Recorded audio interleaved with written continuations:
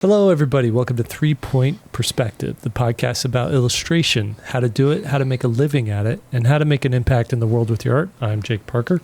I'm Lee White. And I'm Will Terry. And all three of us are professional illustrators. We've all worked for all the major publishers in the business. Together we published somewhere around 75 children's books, and we've all taught illustration at university art programs.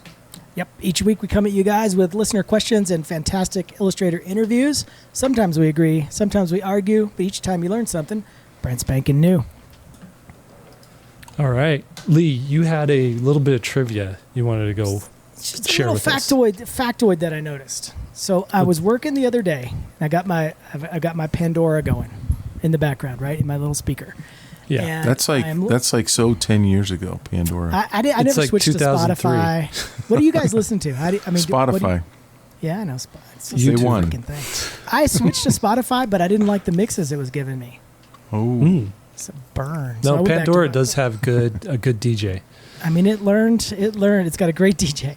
So speaking of DJ, so I'm listening to a Run DMC station, Yeah.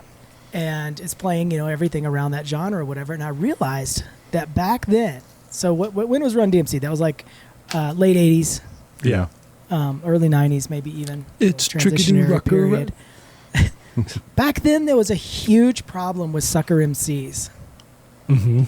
And we don't have that problem anymore. So when you are upset about your life, realize that somehow sucker MCs have been taken care of. Because every song mentioned a sucker MC. Every one. I mean, there was like 10 songs in a row that was talking about the sucker MC. Do you ever hear about sucker MCs anymore? I have not even encountered a sucker MC in the Right, last they're 20 gone. years. They're gone. They're But always there trying was to bite your style. There was a homeless guy that was Trying to mumbling step to you. something about him. They're trying to step to you, trying to take whatever you got. Trying to step to you. And we've totally eradicated sucker MCs. So just try to point out a little bright spot in society. That's true. Look how far we've come as a society. Mm-hmm.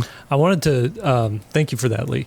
I wanted to talk to you guys about art challenges and ask you, number one, tell you we're at the tail end of Inktober here, right? Mm-hmm. And I think this podcast lands just at the very end of Inktober. And it was a good year, lots of engagement, lots of involvement, well over 1 million posts posted on Instagram. I hit it hard. Last year, I just was so burnt out that I tried to do it and I couldn't. I just couldn't. I didn't have the creative juices left to like do Inktober after, launching and running that Kickstarter and delivering that book and all that stuff. But this year I was like, let's do it. I've got an idea. I'm going to go for it. And I made the mistake of doing a super detailed drawing the first day. And then I was like, well, I gotta up it the next day. And every day I was trying to do like more detailed, more powerful, until I was just, I honestly was spending like 4 hours on Inktober drawing, which when I started this challenge in 2009, it wasn't supposed to take over your life. It was supposed to be this thing that you just kind of do on the side, a half hour, maybe an hour at the end of the day, or maybe you start your day or a lunch break or something like that. But even for me, I'm just like, well, if I'm going to do Inktober, like I'm going to go all in on it. And I essentially for 16 straight days was illustrating like a book, right? And then I knew this was coming. I knew this was going to happen. At the beginning of the month, my wife has been having health problems and she had to have surgery. We didn't know when it was going to happen. And then we got notified that the surgery was going to happen mid-October. And so I was like, well, I'll try and finish as much as I can. Maybe I'll get ahead a little bit and try to post stuff during the week of the surgery and then come back to it. And that was my whole plan, was like to do 2 a day. But I never quite got there. And that week of the surgery, which was last week, I even brought like paper with me to the waiting room to like draw. But I realized like you can't be creative under that kind of stress. Like, Right. There's no being creative in a waiting room at a hospital. I agree. And so I was like, you know what, I'll do it tomorrow. But that stress kind of stays in your system for a few days. Mm-hmm. And then pretty soon, I'm taking care of my wife, I'm taking care of the household, doing all this stuff. And I'm like, you know what, there's just no time in my life for Inktober right now. I'm tapping out. And this week I'm going to Lightbox, which is it's like an animation entertainment conference in Pasadena. And there's no way to be doing Inktober drawings the kind I was doing, or to sustain this thing during that travel period and having a table and everything. And so essentially I'm like, I'm done with Inktober. Making that choice was such a relief. And I felt like just this weight taken off of me. And it made me question, why should you do an art challenge?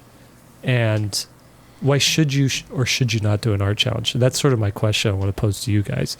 Mm-hmm. I want to ask you guys, have you ever done an art challenge? And if so, why did you do it? We'll just kick it off there. Okay. My art challenges have been self-imposed. Mm-hmm.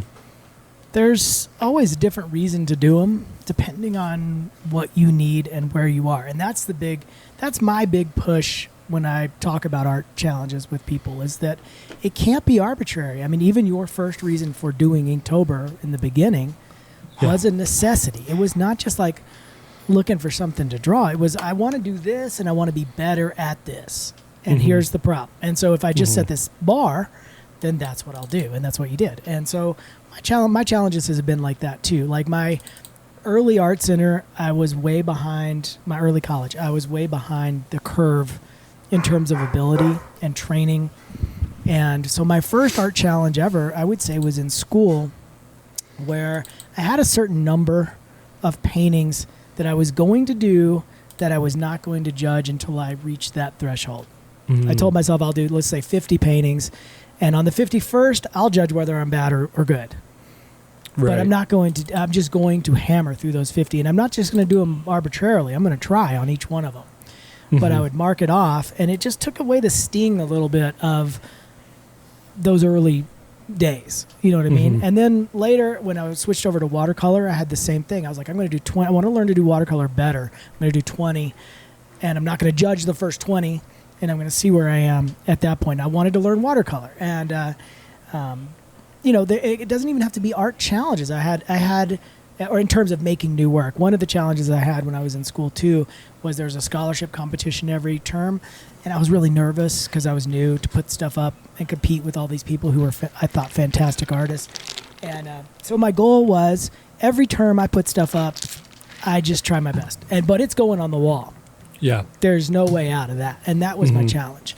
So I think they're great for that reason. The problem that I have with them, so that's the pro, is they focus you. The con is when people are just moving the pen to be moving the pen. They don't know what else to do. Right. Everybody's doing it, and all of a sudden they have 30 pretty mediocre pen drawings. Didn't really do them any favors. So that's sort of my take on all of it. Yeah. Will? Yeah. I was just going to share my screen really quick. For those that are watching us on YouTube, I did Inktober once 2 years ago. Was it 2 years ago? It was 2 years ago, I think, or 3. Okay. I'm usually too busy to do art challenges because I have just too many projects going on. And I really believe that I'm just going to back up Lee basically in that you need to get something from it, something specific. And you'll get things that you're not even, if you're doing it right and you're putting your time and effort into it, you'll get things that you didn't expect to get as well. But I think you need to have a game plan to go in to either get a product, like you're going to use it to make a product. So you're double dipping, right? You're getting the social media attention because we live in this Instagram world, right? Yeah. but you're also getting a product that you can sell either at conventions or on your website or wherever you sell stuff, gallery, whatever. And so what I did was I wanted to do this thing so that I could have these characters that I'm showing right now to be able to do something with later on, either for licensing. And I had a licensing show. I can't see your screen though. Can you? Oh, you can't. Did I not share it? No. Dang it. There we go. There we go. So yeah, I was gonna do this licensing show. Right. I already had the licensing show bought and paid for, and I was like, oh, I could make these other characters that will go along with the little hero characters that I was going to take to the licensing show. The pandemic hit. We're looking at essentially Halloween characters that are non-IP specific, right? So it's like a generic Dracula in Will's style, a kid with they're all like the little kid style that Will's got going on. But we've got like a ghost and a kid in a ski mask. They're really nice. Hockey mask. Hockey mask. Yeah, like a Jason type character. Nice. These are all so fun. So these are good. It was going to be a product. I still want to be able to sell it. I haven't had the time to do something with it. I thought about making a game with them. But anyway, Are you going to revisit these in some way? Yeah, if the right thing comes along for me to do. But that licensing show got ruined by the pandemic. And they had like an online version, which I didn't do because I would never do the online version. No. So that best laid plans sometimes get messed up. What are you going to do? But like one thing that you might look at getting is I want to learn a specific skill. I want to practice a specific skill. So maybe you're not making a product or a project. You're just trying to gain a skill. But the biggest mistake that I see people make is they go in and they don't have a game plan of what they're going to be able to do for 30 days. We're talking about Inktober, right? Well, yeah, but also any 30-day challenge. Any 30-day art challenge, yeah. Right. And so when they go in without a game plan, I would say a lot of those people, I've watched them, they peter out because they didn't have a game plan.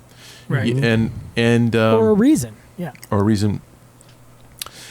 One game plan might be I'm not going to work ahead. So on these, I worked ahead. Some people have, some people say, well, that's cheating, or it's it's all about your game plan, your personal game plan, right? Like I came out with the product that I wanted to come out with. But maybe something that somebody wants to gain is I want to be able to work on my concepting skills. So every day I'm going to try to come up with a great concept. Right? Yeah. And that will help me. So I'm not going to work ahead, but every day I have a new concepting challenge, and all I care about is the idea good. I'm just going to try to get a good idea. The rendering might not be that important. Right. You need to walk away with something that you didn't have before. That I think that should be the goal. That's a good point, Will. It's weird how technical some people get with rules that are around something that we're totally making up in the first place. Right. It's completely bizarre. Like you said, there's no rule that says I could do, 3 drawings or ink drawings a month throughout the year and just say I'm going to post those during Inktober. Right. It's still the exact same challenge. Right. It does not matter. You did 31 drawings. Right. It's so odd that people get so fixated on. I know what's going on there. It wasn't an ink. I mean, I see people yelling at other people. You didn't do it right, and I just don't understand why there's. I think I know what's going on there. 9 times out of 10, the person who has an issue is someone who's more amateur. They're not bringing a level of professionality to the challenge or to their work. But a bigger thing is there's this confusion between what's a challenge and what's a contest, right? And so contest, there's clear rules, there's clear winners and losers, and so sometimes people confuse the Inktober challenge or any one of these art challenges with a contest and think, oh, since there are rules for the challenge or guidelines for the challenge, they hold fast to those and think that anybody and then they're mad at deviating from everybody those- because they're doing the hard part. It's kind of like me, like you and I saying we're going to enter a marathon, and I'm like, I'm just going to go ahead and start running now, and the marathon's next week. Right. I And then me did saying, 26 we both did a miles over marathon. 2 miles over a month over the last year. Right, but you're right. That is exactly how they're taking it. Like, wait, you started this race a week early? That doesn't make any sense. And I think you're totally right there. It's a good Right. And if these observation. art challenges did have, an awards ceremony that went with them, like Right. here's the top, here's the gold winner, here's the silver, here's the bronze. Then So absolutely, do you think people care too much about what other people are doing anyway? I mean, is that a thing? I think a little bit. Mind your own maybe. business. Let me do my work. You do your work. We'll all do our own work and see where we end up. I had to email someone. Someone was asking me some questions the other day, and I replied to him. I was like, think of it more like a health challenge, right? Like if you do a health challenge with 100 people, like you don't win for losing the most amount of weight. Like you Right. just are doing it because you want to have a healthier body, and it's very unique to you how your health is. And if your friend over there loses 100 pounds, great for them. But if you lose 100 pounds, that might be dangerous for you. Like, Right. it's more about with this art thing, a similar analogy would be like maybe this person is doing 31 beautiful illustrated drawings that they're spending, they've cleared their schedule and they're spending 8 hours a day on it. You don't have to match them, if that's not going to work for your schedule. And I remember one time I had an assistant who was helping me in the studio and coming in a couple times a week, and they had a full school load and living their life and everything. And they were like really getting stressed out about Inktober. And they're like, I just don't know how I'm going to fit it in, how I'm going to do this. I'm like, pause. What's your goal right now?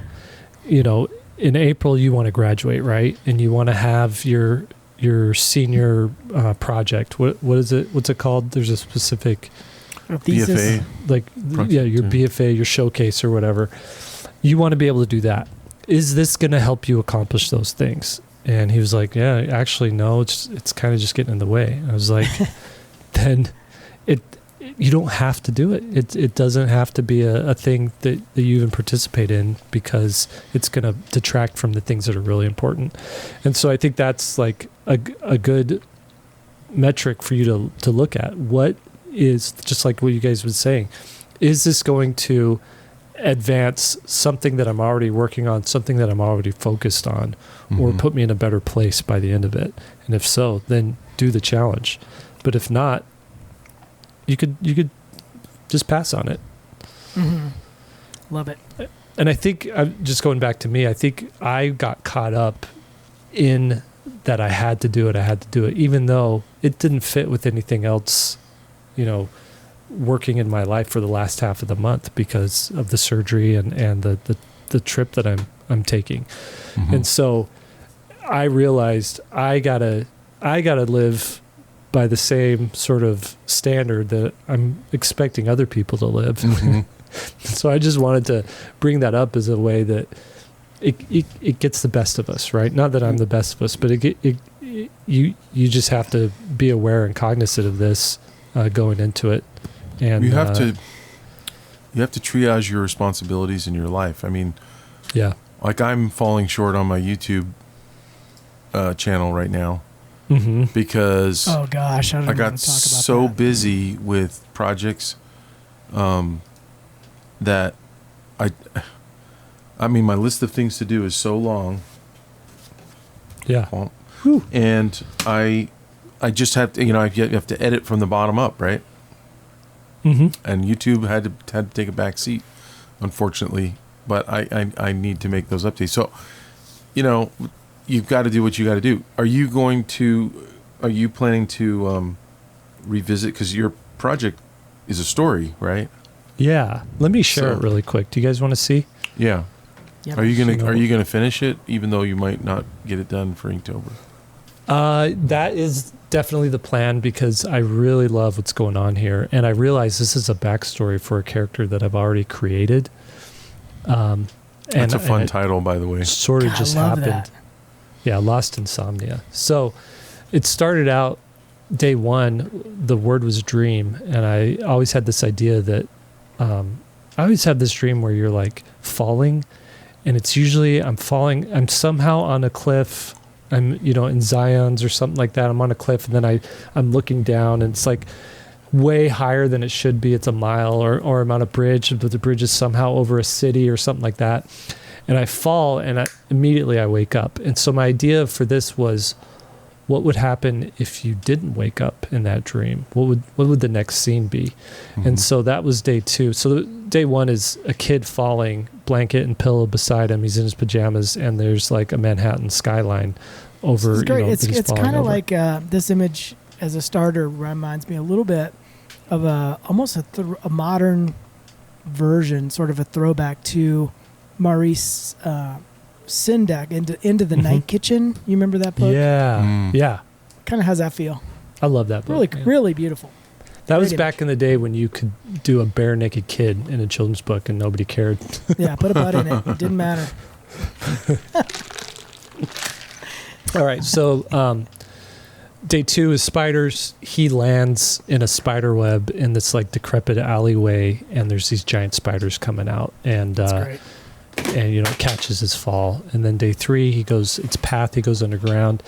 His blanket is now like this cape on him, and he's following this path of lights. Day four is dodge. These two motorcycle guys, zombie guys, catch up with him. They take him to I call him the underseer.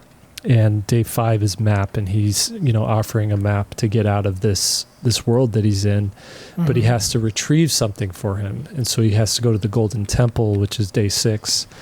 And so he's walking into this Golden Temple, and if you notice, I'm slowly making this character get a little bit older in each drawing. So he starts out at this little boy, he's maybe 5 years old, and by the time he's going to the temple, he looks like he's 8 or 9. And then inside the temple, there's this star crystal that he's supposed to retrieve. And he's leaving the temple now on day 8. Day 8, the thing is toad. The word was toad. So I did like this giant Kermit the Frog monster thing.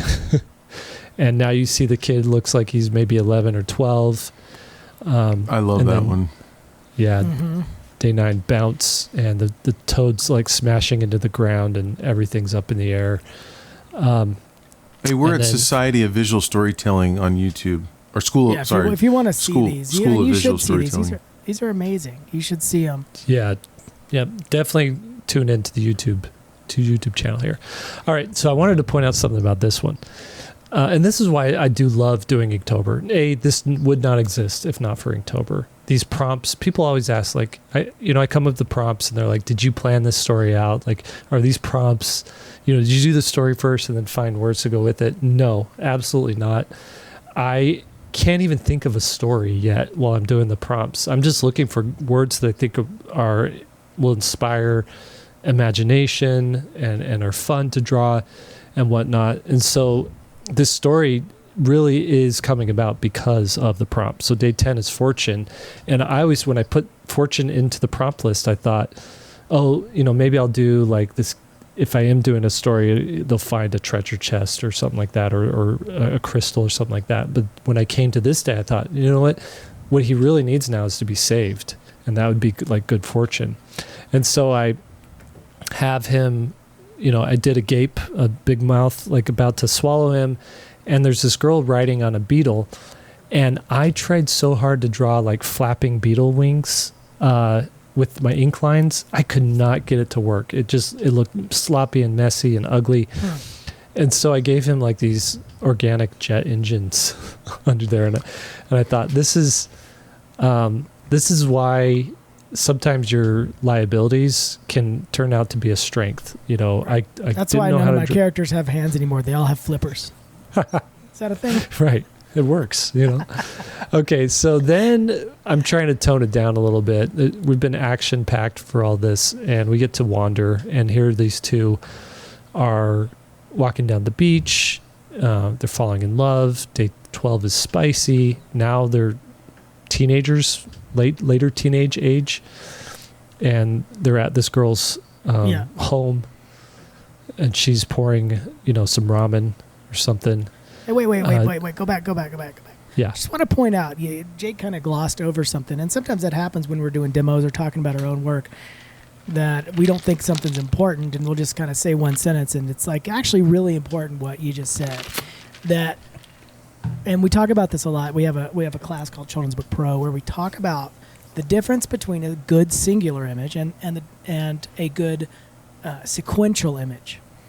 And so the fact that you noticed this rhythm of so you basically, it was all on level 10, action-packed stuff, big, dangerous scenarios, big action happening. And then because now these are not singular images, they're part of this sequential pattern, you said, okay, I need to calm it down. Just like any song can't be somebody yelling the whole time. You have a crescendo, and then you have quiet moments and then bigger moments.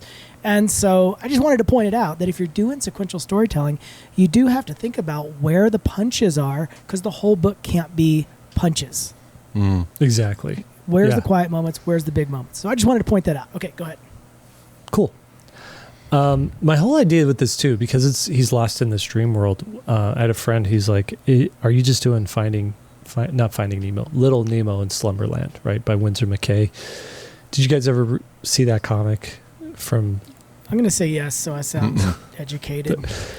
It's one of the most elaborately drawn newspaper comics from the early 1900s, right?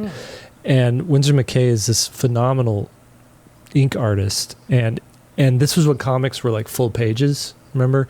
And what he would do, he would just had this kid who every night had these crazy dreams, and so he was telling a story in Slumberland with this same kid, and he was always in his pajamas, right? And so and I always loved that thing. You got to look it up, but I thought, what if we mix Slumberland, Little Nemo, or Finding Nemo? No, there's the fish movie. It's not that. Keeps creeping in. It's Little Nemo and Slumberland. What if you mix that with Akira, Katsuhiro Otomo's Akira, which is like a cyberpunk anime, and so so every image has a little bit of some weird oddball cyberpunkness to it. That's why I added this tech stuff on the roof. All right. And again, I really wanted to lean in hard on the emotional side of this. So day 13 is rise. It's nighttime. They're watching a full moon rise, and they're embracing each other. Now they look like they're probably in their early to mid 20s. And I'm really happy with this pose and how this one turned out. It probably looked better in color, but this is why I was like, I gotta bring it. I can't just the next day do a 30-minute scribble. But at this point, you're probably getting way more into it, right? Because you've built this pattern, and you're kind of clear on maybe not exactly what the next scene's going to be, but you got the overall pattern going. So you want to keep it going. Exactly. All right, now we got to get back to a little more adventure. So day 14, castle. They're flying beetles again, and they're flying towards this castle because they got some sort of message. They need to be there. Day 15 is dagger. And at this point, I'm like, what do I want to draw? And how can I shoehorn that drawing into what the prompt is? Mm-hmm. So she has a dagger in her hand. And in this image, if you're listening, they're presenting the star crystal to this griffin, and this griffin is half android. It's like half robot, half griffin. And then there's these dead monster ogre things on the ground, which she is, she's dispatched, and he's, presenting the crystal. And so this one too is like, I could not figure out. Originally, it was just going to be an eagle, and I was like, "No, we're a dream world. We got to go fantasy with it. Let's make it a griffin." I was drawing the griffin. I'm like, "This isn't feeling right. It's feeling too fantasy." So I turned it into a robot, and that's sort of my go-to. If it's not working, turn it into a robot. You can take that to the bank.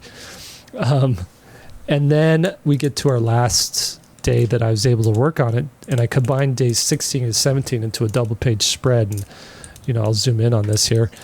And we have them escaping. It's a flying scene. It's, some good perspective, and there's a giant dragon mech chasing after them. And this I was able to finish up the day before the surgery and call it good, I think. I think this is a good stopping point. It's a cliffhanger. Definitely want to come back to this, and I think what I'll probably do is continue with the prompts because I like the randomness the prompts are bringing to the story, but then maybe do these one a week or something like that and finish this out. You have a great start. It's really fun. Okay, now question. So is the next thing you do with this turning it into a viable product? Could you have a book like this where you actually, I think the tendency would be, okay, I've got this sort of framework of images, and now you're going to draw all the panels that go in between them. But I kind of like the viewer kind of piecing together what happens between when this characters are 6 and when they're 10 and when they're 14. Yeah. Would you think about doing that ever? Like say a 32-page picture book with a brief written description on the side, and just going with the images that you already made? Or what's next for this, I guess? Yeah, I keep bouncing back between the two things where it's do I make it a full comic and add paneled pages in between each of these stories, and that's a lot of work, and that totally depends on my workload and my schedule. But I think I definitely want to do something at the the minimum viable product here for this would be to make a zine, like something, 50 pages long combined, maybe it's perfect bound, maybe it's staple bound, depending on what I how big it is. But it'd just be a small thing that I would put in my shop, not even do a Kickstarter or anything for it. Right. The next level would be to flesh it out and sort of turn it into a web comic and have it just continually being updated. I feel bad doing that because I'm the king of starting something and not seeing it through to the finish. We all are the kings of that. That's being an artist. I think as an artist, you want to do 10 things. You don't do 9 of them, but you do one of them. Yeah. And then that's sort of just how the world works. I guess the reason I was asking about your comic and the pacing of that is sometimes something wants to be small, and I think our tendency is to always want to make things big. Yeah. And I think of something like Chris Van Allsburg's The Polar Express, which was so poetic and nice as a book. It wanted to be a book, and they tried to turn it into a movie, and then they had to do all that. They had to fill in all these gaps of add of like 5 more characters. And it just became a mess. And it should have been a book. It shouldn't have been anything else. And there's been a couple of shorts like that too, where they start out a short film, they're great. They try to make them a long film, not so great. Yeah. And so, I would love to see Polar Express as like if Leica did it, a stop animated oh my goodness. movie. Look at the difference between the 2 Pinocchios that came out last year. Did you see both of those? Yeah. I saw the one. I didn't know about the other one. Oh man! Disney did a remake. The good one. Oh, Disney's. There's a and good Guillermo one and a del bad Toro one. did a stop motion That's one. the one that I saw. One's you a gotta work see of art. It's terrible. The other one is terrible. The Disney one? One's a work of art and one is content. Yeah.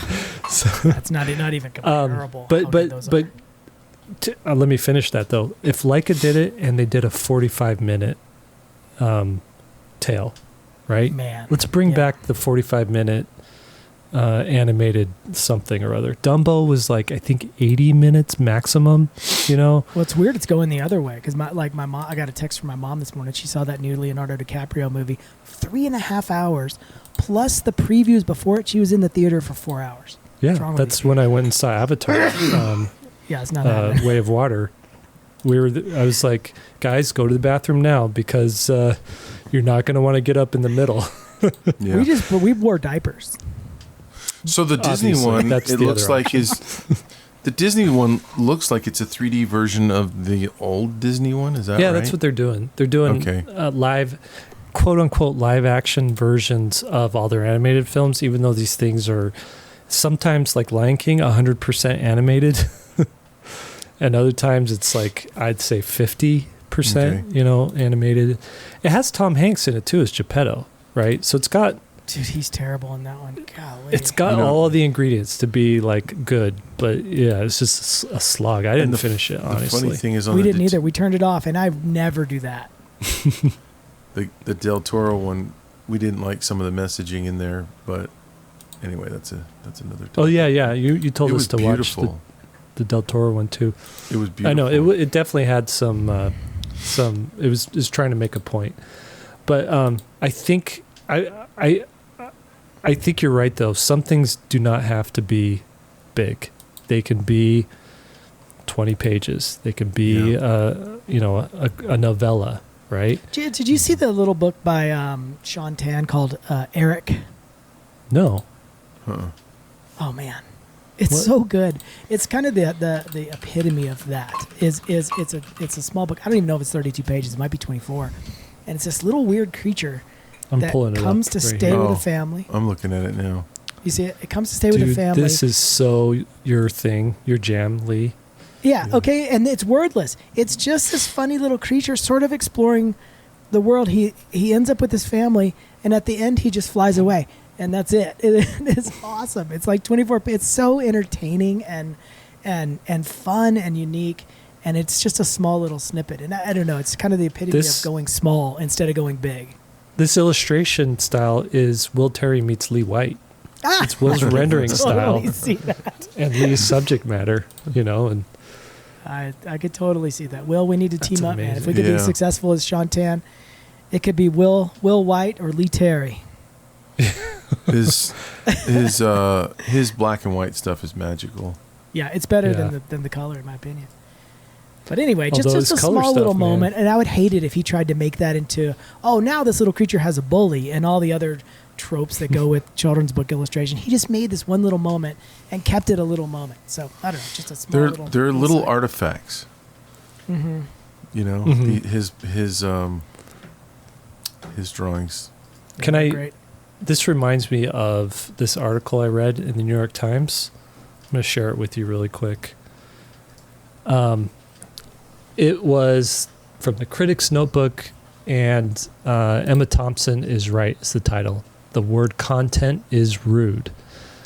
And I wanted to read this because I think it applies to what us as artists are going through right now with social media, having to, like, these art challenges that we're doing, having to, like, constantly deliver stuff in order to feel like you're staying relevant and being productive. So I'm just going to read this initial thing right here because it's a nice setup.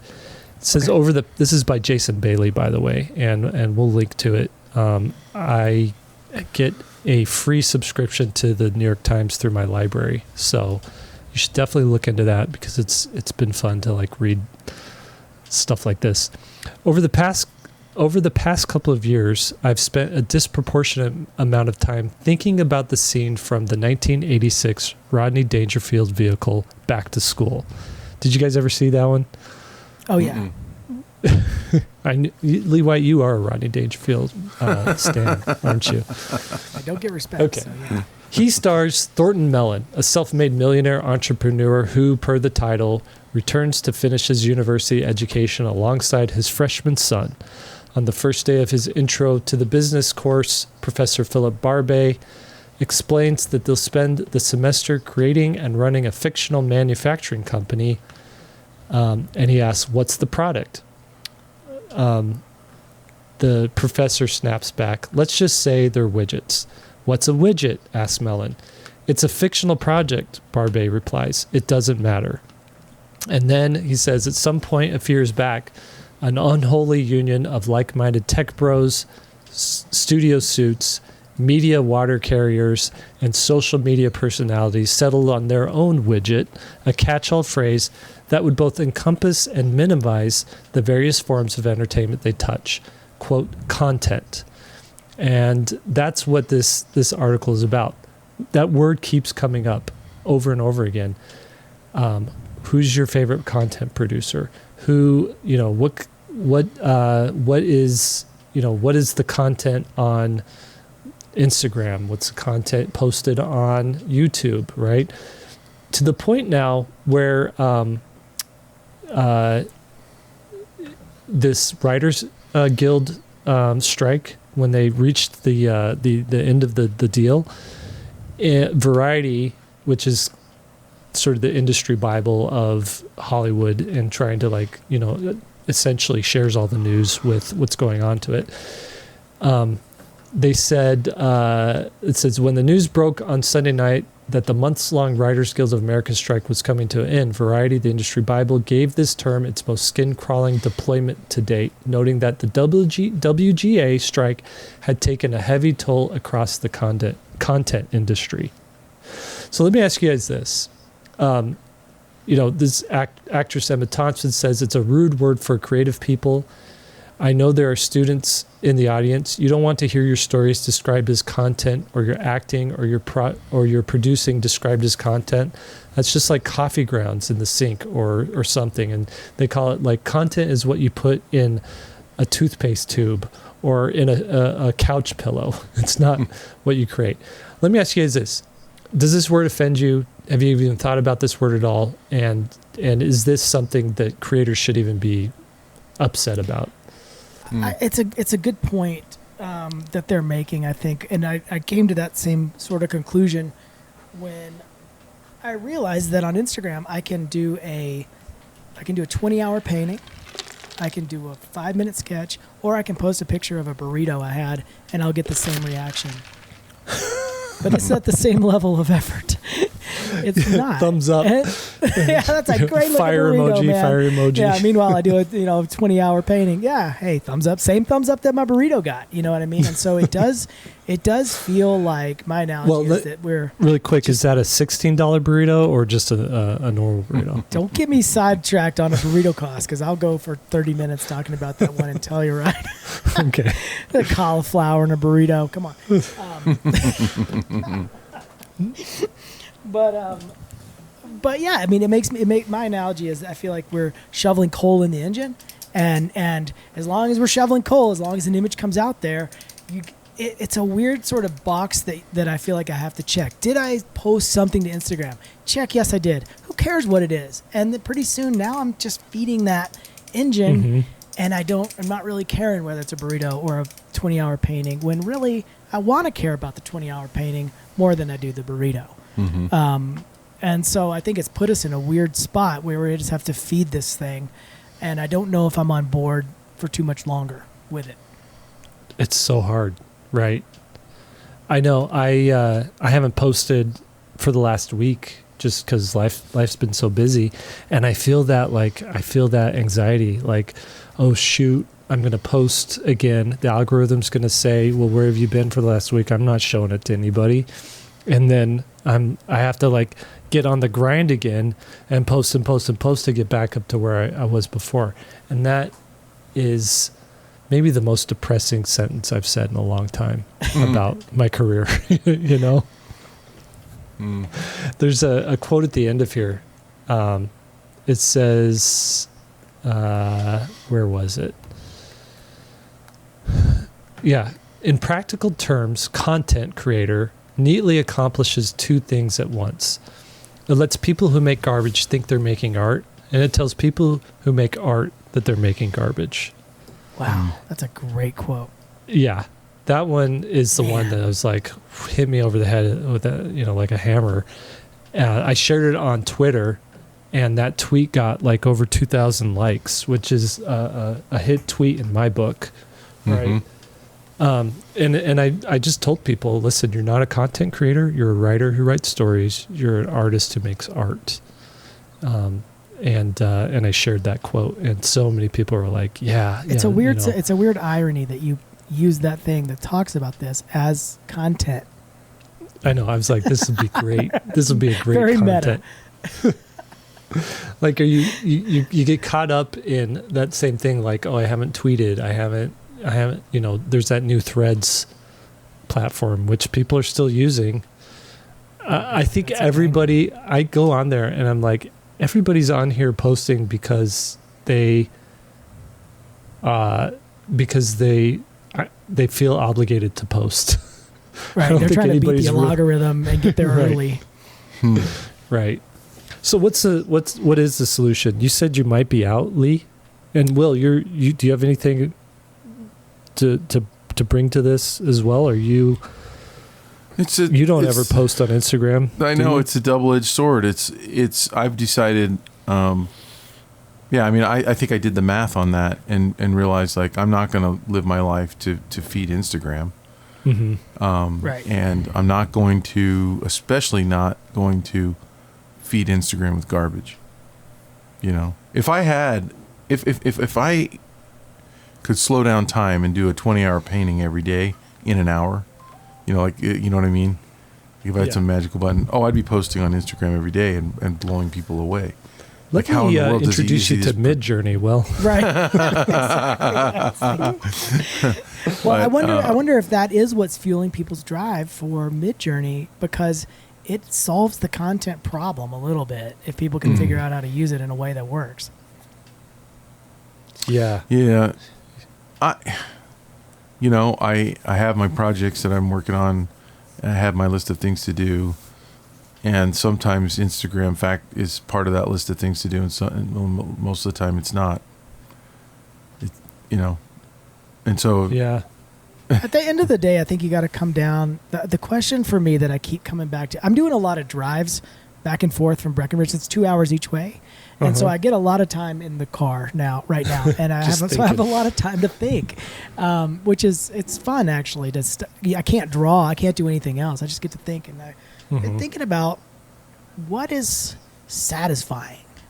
And it's an interesting question, because if you start gearing your life to what is satisfying, then you actually maybe make content that's more important to you. And like Will said, maybe it's one post a month, but it matters, versus trying to chase all this stuff and be ahead of whatever curve is coming next, like you said with Threads. And so it's a question I keep coming back to. What kind of art do I like to make? Who do I like to make it for? Because the Instagram stuff is frustrating to me. Like the social media stuff that we're talking about now, feeding this beast, is frustrating. And there's a weird kind of sense of nervousness or mania around it, that it feels like you just got to keep going. And then the publishing industry is also questionable to me, because the way the deals are working, the way the whole thing works, like you basically are trying to get something that they want you to make. I mean, I was talking to Will the other day, and we were talking that I don't want to feel like a short order chef. Like, is this the dish that you ordered? But and get them to buy it because I made something literally to sell. Because I thought that they would like it. Not very satisfying. And so I keep coming back to, like, I don't know if I want to give them my work either. I think I just want to make work that I like, and then see where the market is. Maybe it's self-publishing. Maybe it's an art fair. Maybe I do something else and I just do the art for myself. I mean, I don't know. Like, what's the most satisfying way to live as an artist, as a creative person? And I don't know if it's the direction that we're all going. Yeah, I've had to give some advice recently to a couple of people and who are starting out. And the thing I keep saying to them is focus on making the absolute best thing you can make. Like, if it takes a week to do an illustration, take a week to do an illustration, and post that when you're finished, right? If it takes a month, have it be a month. But the thing is even if you're doing something high quality every single day, there is so much attention grabbing stuff out there. It's still going to get swept past you. It's like living in a fast river that's just roaring by you. There's no way to like take a nice long sip of the water. It's just like, right? So, but what happens is eventually at some point you do a really nice piece once a week, or maybe you do really nice piece once a month. At the end of the year, you're going to have 12 or you're going to have 52 or something like that. That is something that will stop and turn heads. People will be, they'll look at the aggregate and be like, oh my gosh, when did you do all this? Oh, I've just been chipping away at it over the year. There'd be a handful of people that, maybe following it. But you look at like somebody like Matt Rhodes. Let me bring him up really quick. How do you spell it? He is a concept artist. Matt Rhodes Art. He's a concept artist, and he spent like 2 or 3 years working on a book called Tailor.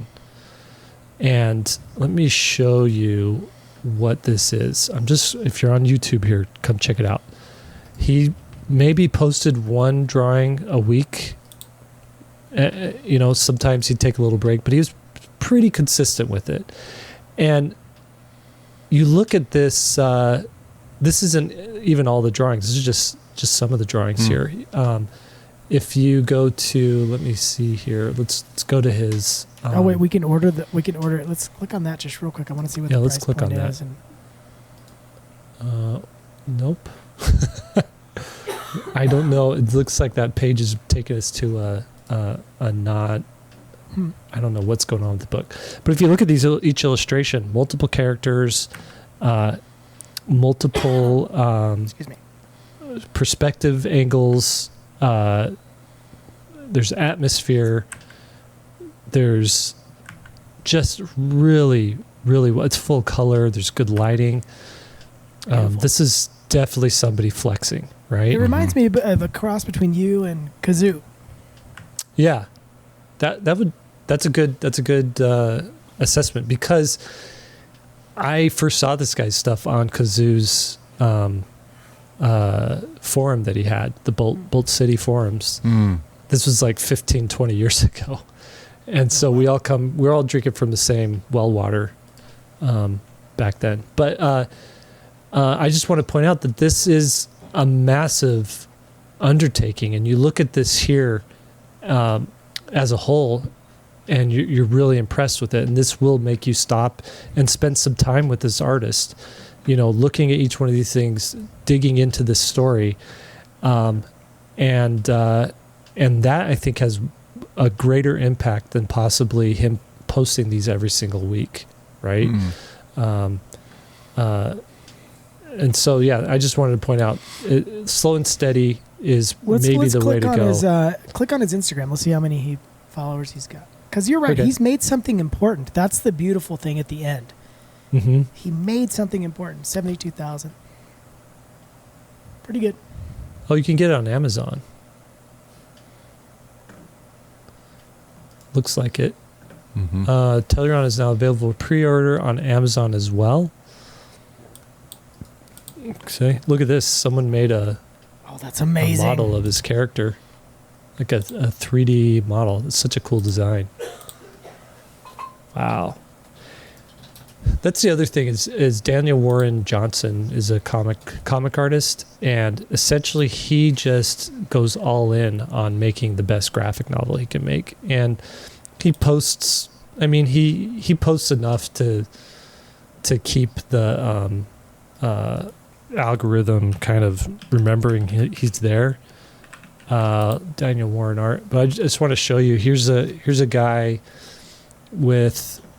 He now has 127,000 followers, but for years and years he was at like the 7,000, 10,000 follower range, and essentially he's just posting random sketches and whatnot. But his main focus is to come out with a really banger of a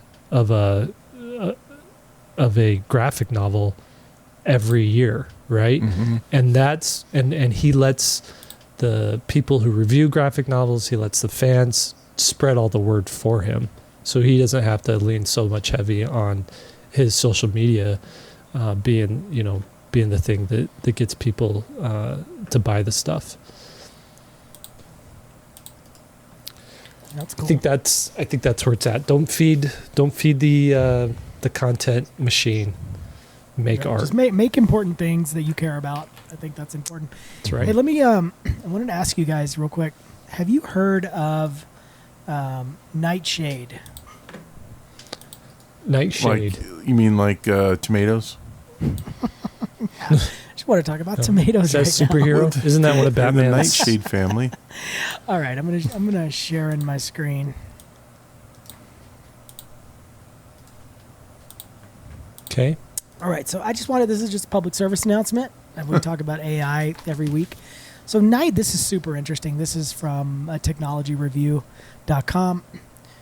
Nightshade is new data poisoning tool that lets artists fight back against AI.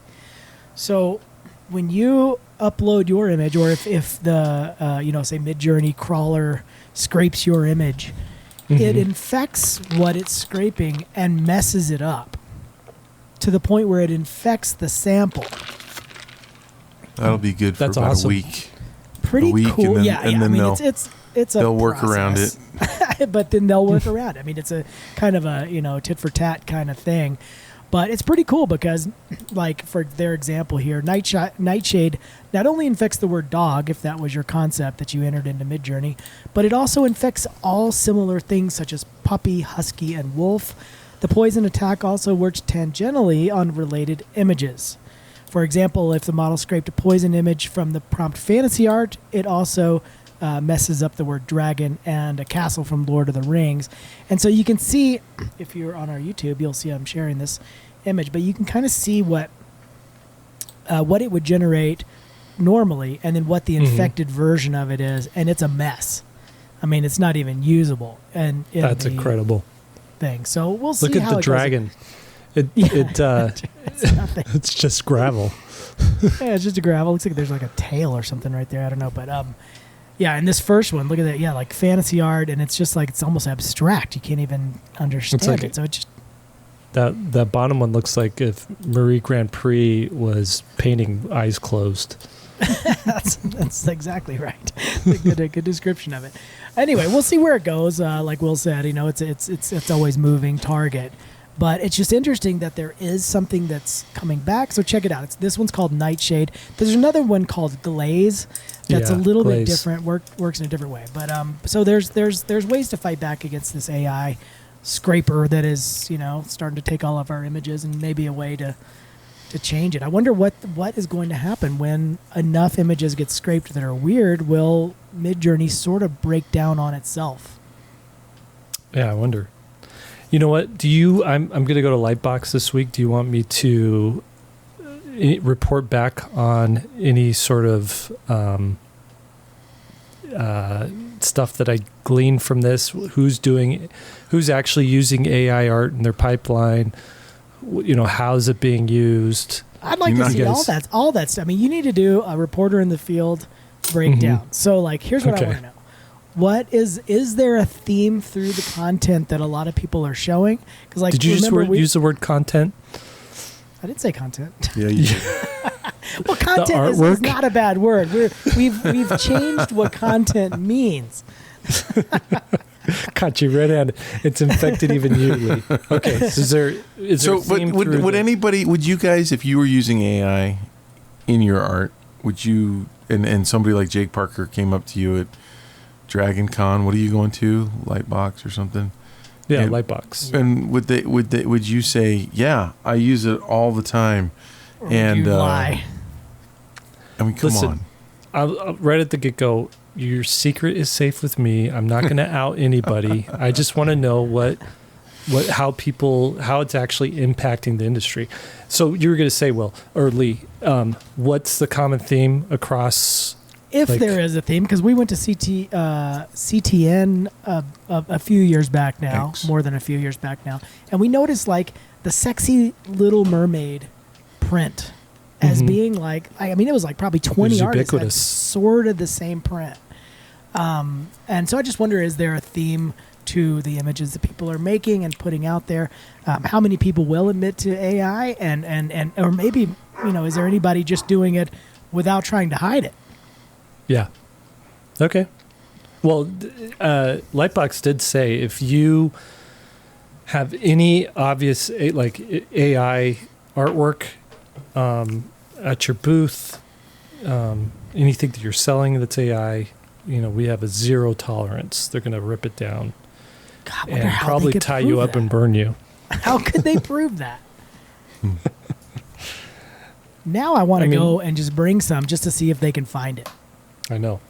Also, this year I'm going to come back and be like, guys, we got to do Lightbox. It was amazing. And you guys are going to be like, yeah, that's cool. And then the time will come to order a table or do something. You guys, no, never mind. Well, It's let's not really explain our what Lightbox is to the people who haven't heard about it, because it's very inside baseball, in my opinion.